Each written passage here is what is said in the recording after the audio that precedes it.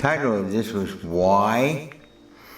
You ever have your children in the age when you're trying to train up a child where they should go, and you're trying to get them to do something, and here they come and say, why? All the whys? How about just doing what I tell you to do? Mom and Dad knows best for now. Has to explain to you. We do that now. Think of that, getting past thinking about children and our, as parents, trying to raise up these kids and them question everything until they learn differently. Find out we have their best interests at heart. Maybe. According to Hebrews 12, most guys don't. Read that. Read Hebrews chapter 12, where they had their interests at heart, not necessarily the child. It said when God disciplines and corrects and guides, it's for our benefit, rather than like fathers of our flesh. They had their motives and reasons why they did what they did. We know God's motives are pure, and He has our best interests at heart. So when God leads and directs your life, you don't question why. For the longest time you will. And He tolerates that for the longest period of time. But in maturity, by reason of time, you learn when Father says do something, you do it without question or pause. Because He has your best interest, or that person that you were told to share something or do something with, and it's His work and His doing, and it's not you doing and saying, it's Him through you. They benefit and you benefit because you're being used of God. And God has to flow to the mind of Christ and His Son, to the mind of Christ that's in our spirit, and through that spirit flow to our surrendered in maturity carnal mind, and express through that carnal mind what the Father says say or do. It's not you saying or doing. And when you do that, it's called ministering life from the Spirit. Whereas the flesh, you produce death. You're acting independent of God. It may have the appearance of life, but the ends thereof are the ways of death. God, I understand that. I don't know where I'm going to put this with. I was just going over my series on the rights of the unfallen Adam. I put that out over the last 50 years. I've been putting the notes together, and over the last 14 years, I put it here on YouTube. Rights of the Unfallen Adam. I'm going back over that again, because here I am. I'm 78 years of age. I've had certain situations I've had a minor heart attack in the past. There's things I didn't learn. I had to have that to learn something there. I learned a lot from that. That comes out in that series. And how God has to sustain me.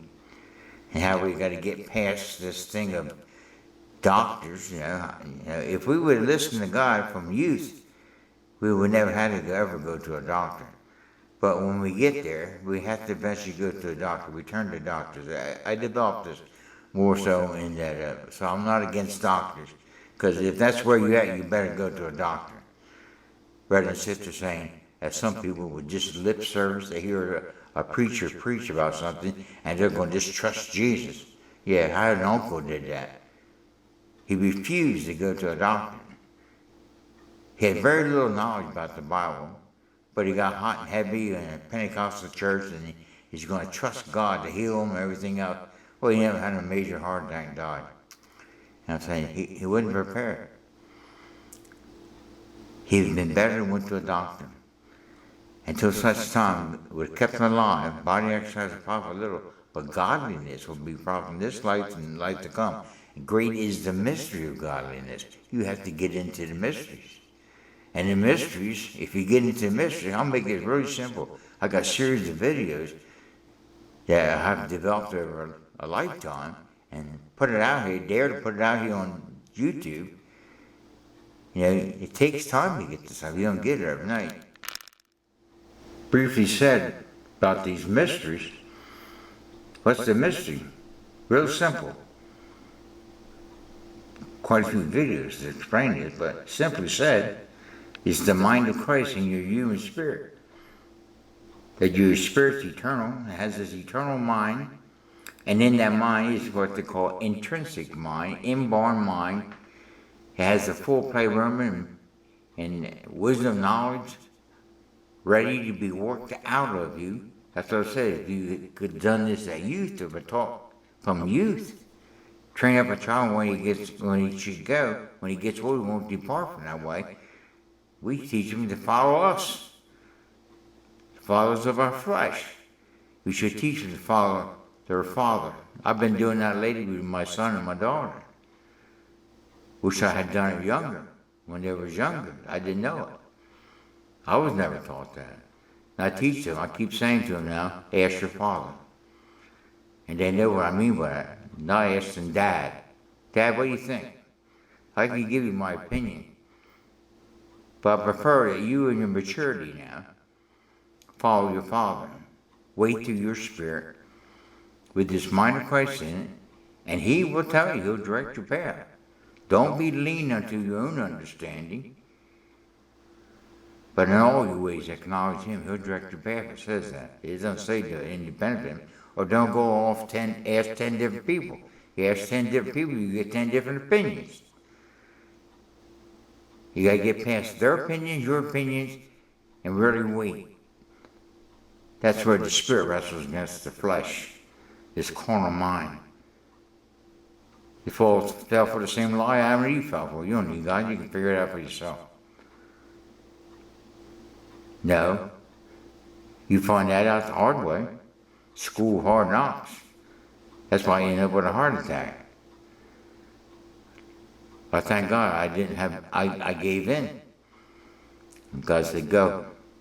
Because I wouldn't go to a doctor. I hadn't went to a doctor in 20 years. They were shocked. You ain't been to a doctor in 20 years? No wonder you have a heart attack. No, I was trying to trust God.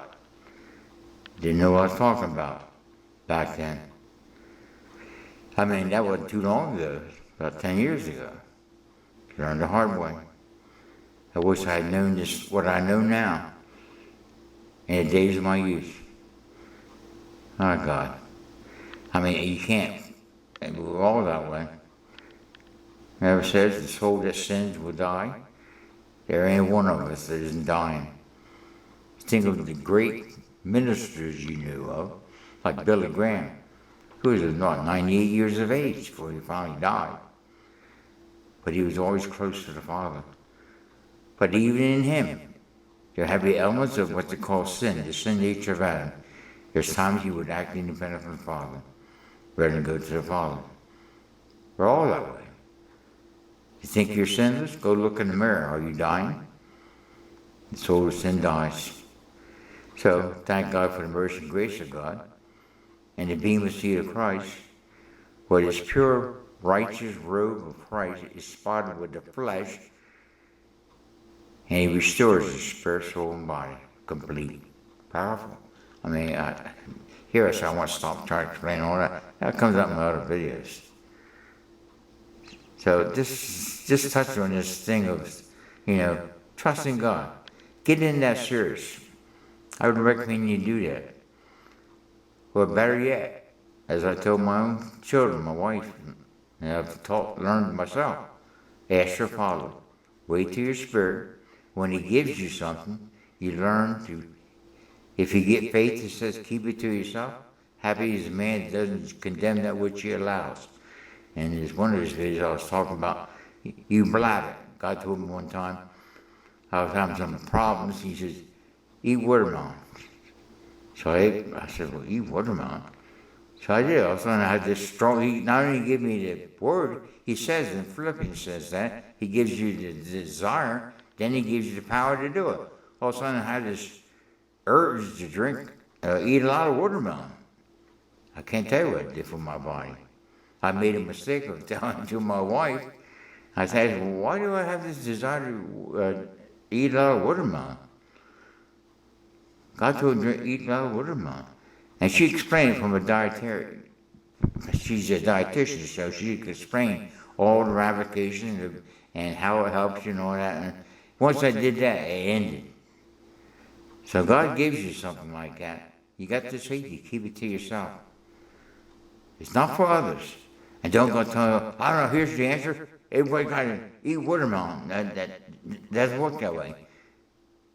I got a whole series of them. I can bring some of this out. Like these pills I take. But without trying to explain that right now, I have on my pill pack here, where it has each day lined up, Monday to Sunday, you know, how many you take and all that stuff. And I wrote on there, spit and dirt.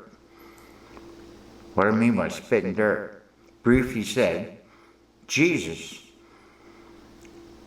when the Father told him, spit in some dirt, rub it on the blind man's eyes. Without question or pause, he was obedient. He didn't question. He did it. He didn't care what others thought. He didn't show off with it. I think he only did that once. He never did it again. So that's not the answer. Why healed him? The words of the Father to the Son of God as a Son of Man. That's what word, the Word. The living words of the Father. He said, the words I speak, they are spirit and they're life. They're not words of the flesh. He didn't give his flesh opinion about the blind man like they did. Who sinned, him or his parents? He says, neither, but that the power of God might be manifested. And the Father gave him the words, he spoke the words, and the action was to spit in the dirt, put it on his eyes, and tell him to go to the pool of water and wash his eyes. And he would see. Powerful story. Spit and dirt? No, spit and dirt had nothing to do with it. And I go into that one video explaining it, why spit and dirt? You know, there's a reason he did it that way. But that wasn't what healed him. Spit and dirt. If that was true, then all we had to do is go spit in some dirt and then rub into a blind man's eye to get him to see. It doesn't work.